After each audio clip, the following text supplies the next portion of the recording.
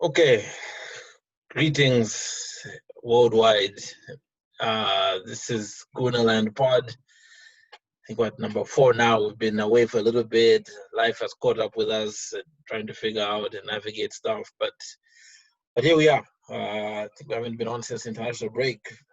Smoyo, Vic, how's it? How's it? Laka, you good? Yeah, I'm good. As can be. I'm good as you can as can be. But we probably want to. I don't even know what. Let's maybe we can just try some opening thoughts first, and then we can decide. We just go on the fly if we want to do Sunday's game or not. But just general thoughts, where we are, what's going on. So over to you. Yeah, I think it's even it's a tough ask to try and dissect any one game, right? Because post United, for me it actually started post Leicester City, right? I don't know so much about the United game just because I didn't feel we had a chance, just because I saw we were not creating enough. So I thought United were clicking, or they just started clicking at that point. So for me, the disappointing part was the Leicester City game, because I thought we gave more than enough for us to secure at least a point. I wanted 3 points, of course. It was at home, but I just didn't think that we would be caught off, like playing right into Rodgers' hands with like a late Vardy appearance and then, heartbreak. But from then I was concerned, but I just didn't want to react because I also thought this is the same team. Yes, we added Partey, but prior to Partey, Arteta has practically been working with the same characters. And I'm saying post the whole post-COVID time and we started the season, it was the same characters he was playing with. And we all kind of had a feeling he was fixing us. And I still believe he is fixing us, bar that Villa game where we conceded 3. I felt like we're not conceding a lot of goals. I felt like there's some sort of stability. I also still feel like he's overimposing on the tactics, I honestly don't know what formation is his preferred formation, but I feel like he overrides every formation he's set on for that specific game. So I just kind of feel like it's unfortunate that all our players are going through this slump, because I couldn't even, defend Granit Xhaka, to the hill. But that little incident where he was speaking with Alioski and then Tierney confronted Alioski and Granit pushes Tierney. I know, social media admin posted no problems here, with Granit and Tierney. But I was like, that's not the Granit I know, regardless of whether Alioski is his boy. But he just seems, body language is like, I'm here. We'll see what happens.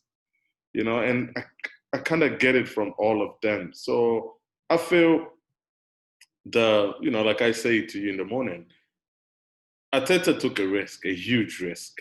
And right now, it's not too late. He can come back and say, look, we need to kind of course correct here, and then maybe sign creative players. We need to, because obviously the ones that we have are not cutting it. And saying the ones we have, who are those even? Because I don't even know. Is it Emil Smith Rowe? I don't know. Yeah, so I mean, you've put a lot out there. There's a lot to unpack. So, I mean, so a couple of things. The interesting thing in all of this, and this is probably like perspective now that I've been able to calm down, we have, it's not like we're played poorly. I think the narrative that we're playing poorly, that's a bit overplayed. Yeah. Yeah, I guess Leeds, the post was hit a few times and that type of thing.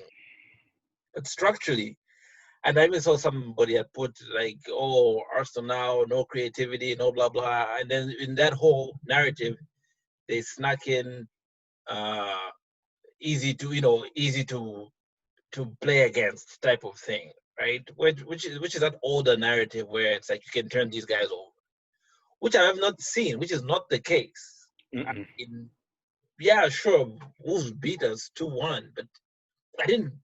It was like everything now is self-inflicted, which is a different place to that we've ever been, or we've been in a while. This is pre-Wenger, when you Yeah. still lose to a Blackburn, but it was like, wow, yeah, Arsenal had blah blah blah, possession, and those middle Wenger years where it was like, Bolton Wanderers. right, yeah, and so you go to Stoke and Rory Delap just throwing the ball in, and then you get beat. It's like I feel like that's where we're sitting now. We're just not going to get turned over. What's lacking, and everybody can see, is if that ball doesn't go through the middle at all. And if you listen to me, which you never will, but if he's going to settle on 4-2-3-1, then that's it. That's how we should go. And based on where we are, if you add a proper number 10, and yes, Ozil is sitting there, but he's not available. So it can't be Joe Willock. Joe Willock is not a 10. Joe Willock is an 8. So you have to have a pure number 10. And if you're not, then you play 4-3-3 and live with that.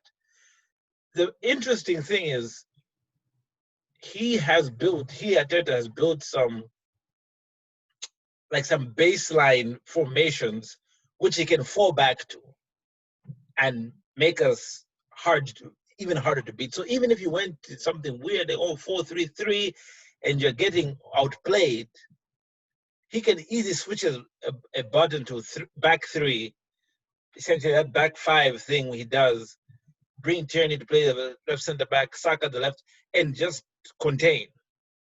So that to me is a big deal that he has that now in his pocket. The only thing is going forward is it's cross and into the box, nothing through the middle. And I don't know how you change it. How do you change it? And I don't know if him starting like a Z at the 10 last game was kind of an indication of I'm trying to fit a 10 into here. I don't have any 10s. Smith Rowe is not ready. So you have no more number 10s. Now, as a fine point in all of this, the whole make sure the praise is as loud as the disrespect. If he does get a 10, whether it's Szoboszlai and reintroduces Ozil, all of this is just water under the bridge. At this point, it would have been, then we're back to where we need to be. That might just be the optimist in me. I don't think, at this stage, he'll be stubborn enough to say, I'm going to go through January, not bring in a creative player, and we'll just ride this. There's no way. So Yeah, but what choice does he have? He has to wait till January. Who's the creative player he brings in? yeah, but so what do? You go back to your FA Cup formations? Yeah, I don't think we have a choice. Because who comes in? Because Ozil can play until January at the list. You try Willian at the 10. He will. And I think he will. You try Willian at the 10. He will try bringing in Reece Nelson to the right side. This is just a replacement for Willock. Now, I'm one part of me feels like, so first I agree with you, right? On the 4-2-3-1. I honestly agree with you. My only concern is I know the 4.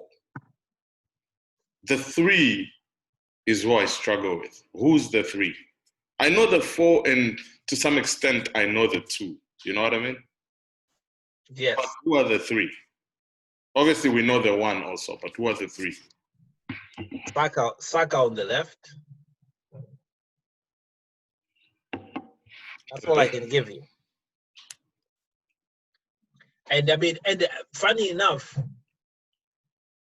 I saw Reece Nelson, and I felt, because I've not given him his due. I've always thought he's a little bit he's just not there. He needs a lot of games so he can improve, because there was something there. He brought something very different, very direct. Yeah. So yeah, so you'd have your two. I wonder if Oneni is actually better than probably Xhaka in that role. I see it'll be game by game, right? I think he's gonna go GX Elneny. Elneny for the games where he needs a dog to just work in midfield.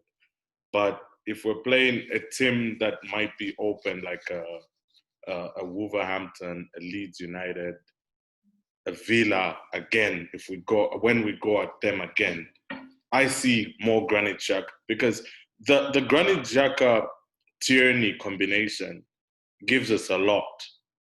See, it gives us a lot, I feel. My only thing at the moment is that it sucks, right? That Pepe obviously got sent off and he's out for the next 2 games. Excuse me.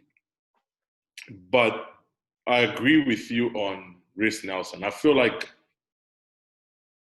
maybe where Reece Nelson is struggling is just that lack of game time, right? I think so. But I see what you're saying when he came on Sunday.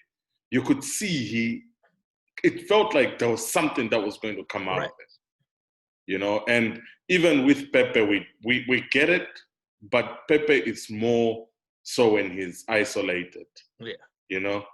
But Reece Nelson was coming in, going at demanding the ball, pulling, yeah.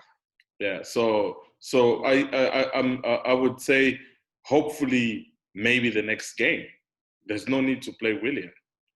You know, same formation, change Willian, bring on Reece. You know, if he's struggling between who he's gonna have in that 10 spot, I say that Lacazette works. That Lacazette thing works. If you look back when we were successful. Yeah, he was struggling against who was that in Europa we played in the weekend? Mulder. Yeah. But he also needs a run. He's a striker, boss. But if you remember when we were most successful under Wenger, that Dennis Bergkamp, Henry Viltord, Henry, whoever, always was our most successful two up top. And even when Laka came in, you could see that Laka and it was either Laka, Alexis, Laka, whoever, it always just worked. You see what I'm saying? Yeah. So I still feel like even without Ozil, we can still get enough. You know, we can even get enough. We can still get enough creativity out of Saka. Yes, not from like a typical number 10, but Saka does enough to create where he links up with Tierney and Obama. If you saw most of the chances that looked like they were half chances for us, it was Saka into Obama. Yeah. And mostly so when Pepe came on, Reece came on. So I still say maybe we try and force Laka in there, or start with Joe and bring Laka on in the second half. But I say Reece Nelson needs a run. But looking at, so I saw what Tim said, Stillman. He said something about it was Whitley. He said he was curious, obviously seeing Emil Smith Rowe doing those post-match runs with Elneny and Ketia, and just seeing how Emil Smith Rowe has been quickly, you know, he's almost quickly being brought back close to the starting 11. Sure. Maybe he might be accelerated to go that way, and given how Arteta spoke of him right last week. But you know he'll play Thursday. Probably start. We've got who? Spurs. Spurs on Sunday. Thursday is I think Rapid Vienna maybe. Yeah. Or Dundalk, or do we travel to Dundalk? I can't remember. What was it? No. Vienna. We've got Rapid at home. And then we go to Dundalk. But so I think even again, Arteta is going to hold on that handbrake. That's a lot to put on this kid. But you can see that. I mean, you could see him against Malta. Yeah. The game just comes to him. Yeah. And there's no frills, no extra touches. Bang, bang, 1-2, go. Balogun, go. But Ceballos, what has happened to Ceballos? All of a sudden, he looks so average, though. Yeah, and he kept, for whatever reason, that's this Arteta and his zones type of thing, because he kept dropping into this like right back spot to fill where Bellerin had gone. So, he's doing a job for the team, but it was strange that he kept having to hug that line and get the ball so deep. It was like, where you're not going to get any shots on goal. I mean, come on. In a way, it worked though, because if you saw how in the first half, Neto was killing Bellerin. Sure. So you saw when Ceballos was now getting into that zone, you actually saw that we suffocated Neto for a short period. Besides the little spurts where he would, break free and that stupid goal allowed the second goal. But yeah, you put that on Leno, which is absurd. I just thought he just buried the ball in the wrong direction. It was a deflection. Deflection after he parried it. No, before. Yeah, but I'm saying even if there was a deflection, he had contact. He was the last person to have contact with the ball. Correct, but he had already passed him. The fact that he even got to that ball is actually quite impressive. Not because it was a hard thing to do, but it means nothing because it still went in. It deflected. Yeah. But anyway, so look, I don't know if you're Arteta, North London Derby, do you go back to your FA Cup winning sides? So 3-4-3, 3-5-2, whatever it is you're playing, and beat Spurs on the. Which is what Spurs are going to do. Spurs had a 0.0 xG in the second half against Chelsea. And you know he's going to pack that midfield again. It's going to be Musa Sissoko, Ndombele, Begovic. He'll pack it. Yeah. Then he'll just leave Song and Harry Kane up there. I feel like Harry Kane he's a threat. Sure. But I think Holding and Gabriel can do enough to contain Harry Kane and Song. Where I'm worried is the midfield, because we can do all that, but then we'll just be Tottenham. We'll just be a Mourinho team as well, just trying to contain Harry Kane. What are we going to do in terms of creating and scoring? And they have Bell, right? So you might start Bell. But yeah, I guess if you want to go back to the basics, so to speak, you play with your 3-4-3. We don't like it, but we were hard to beat with that. Yeah. We went, and that's sorry. But we don't like it. We have friends who have told us they don't like it because we're not creating chances. But clearly, he can't use any of his other formations because he doesn't have the personnel. And it works. That 3-4-3 works. Correct, but it's ugly. But I honestly thought after Luis went off, we were going to go to that. Yeah. Yeah. I actually, when Holding was coming on, I actually thought they were going to do three of them at the back, Tierney's and Bellerin on the flanks, the two in the middle, and you'd have pulled Willock out. Ceballos. Or Ceballos to push, yeah. So I don't know. But again, this is part of the evolution, right? This is the next stage. It's built a foundation. It's built a solid foundation. But now this is the same thing you're asking for now. I know it's part of the process, but damn this process. It sucks. So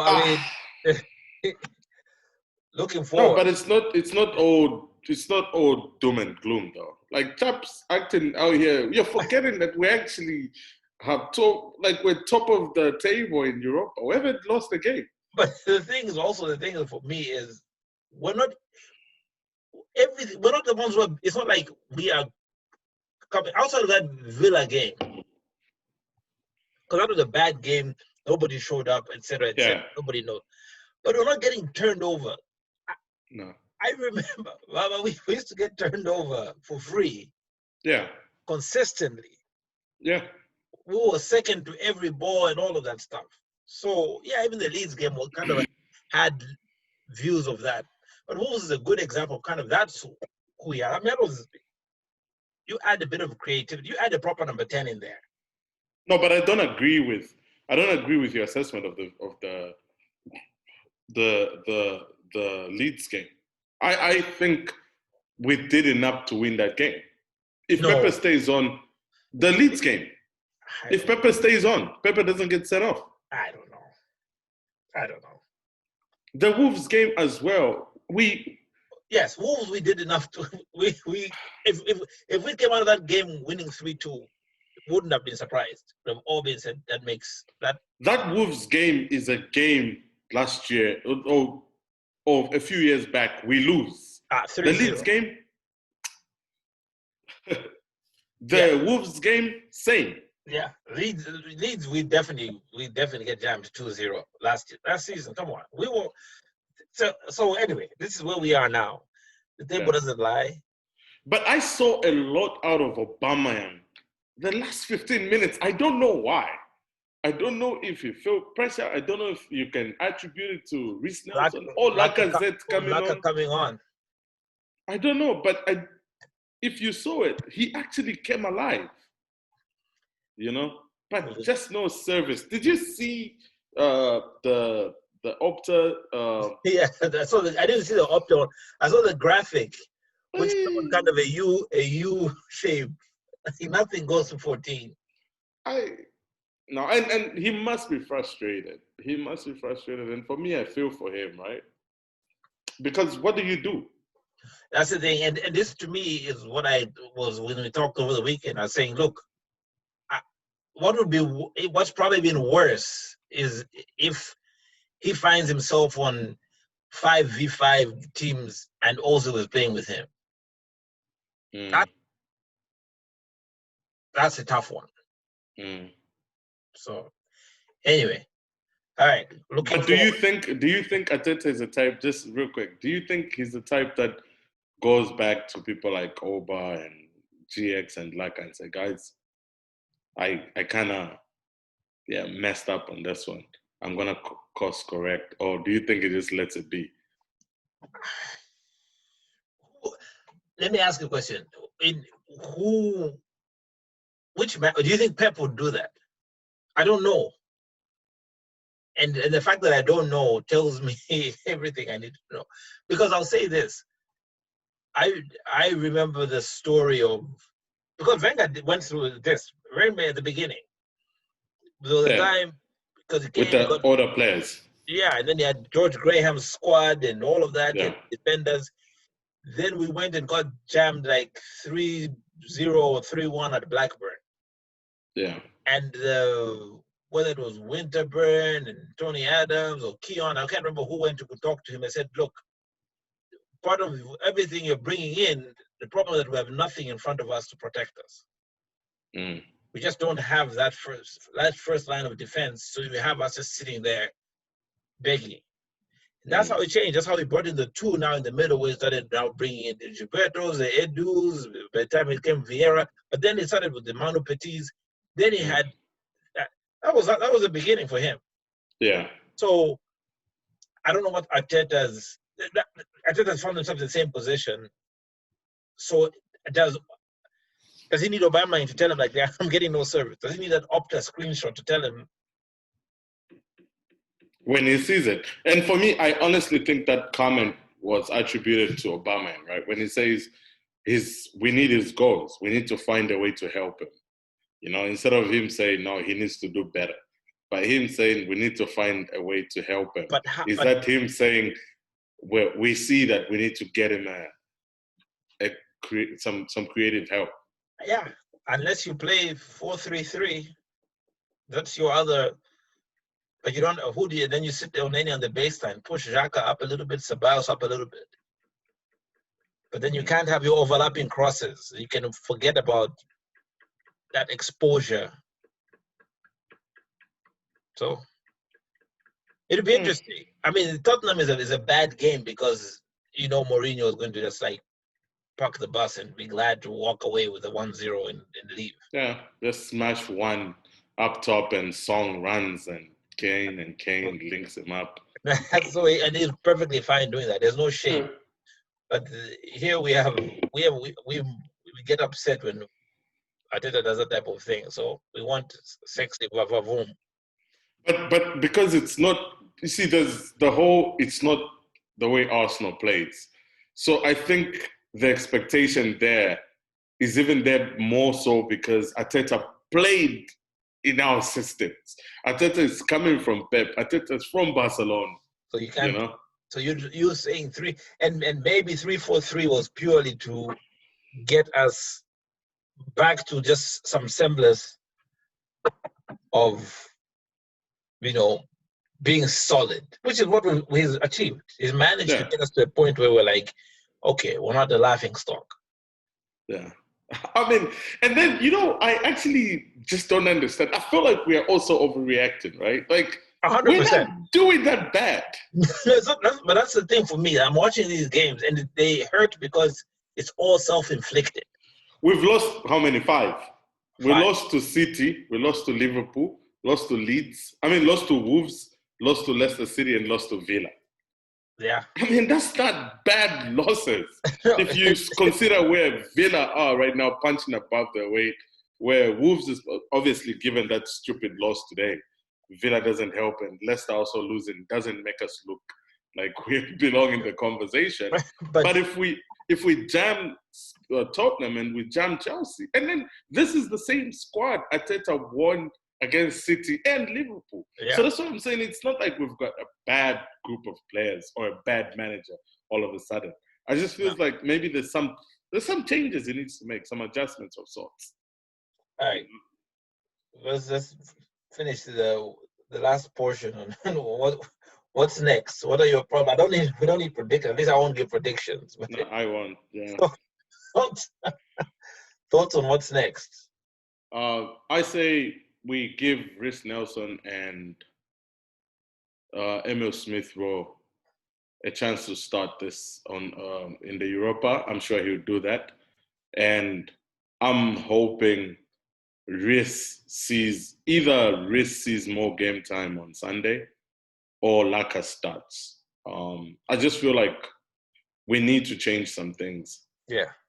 And Willian might be that surprise package, but Mourinho knows Willian very well. Mourinho is the one that almost killed Willian's career, and it's because he knows who he is. Yeah. You see, so I say we shouldn't even gamble with Willian on Sunday, and that's all I'm hoping for. But I'm hoping maybe from now until January, it can't get any worse than it is. So go back to Emil Smith-Rowe, Rhys Nelson should see some game time. I think what you actually want to do now is, the problem is it seems like it's confusing people, but if you go back to your 3-4-3 or whatever you were playing, then and you have Holding and Tierney and Gabriel as your 3 backs, and Saka on one side, Bella on the other side, Xhaka Elneny or Xhaka Ceballos, and then your front 3 is somebody central like a Lacazette, and on either side of them, and Nelson and Obama. Obama has to go back to that left flank. It's not a big deal. Yes, he goes to the left. It's not a crime. It's not But aren't you the ones who were crying that they should play through the middle? I said I was not part of. No, for me, it has never particularly bothered me because even he has no service. He has no Marco Reus. He has no Mesut Ozil. So Mario Götze. Yeah, what are we demanding him to play in the middle for if you don't have the service to come? He gets service out of the flanks because that's what he does.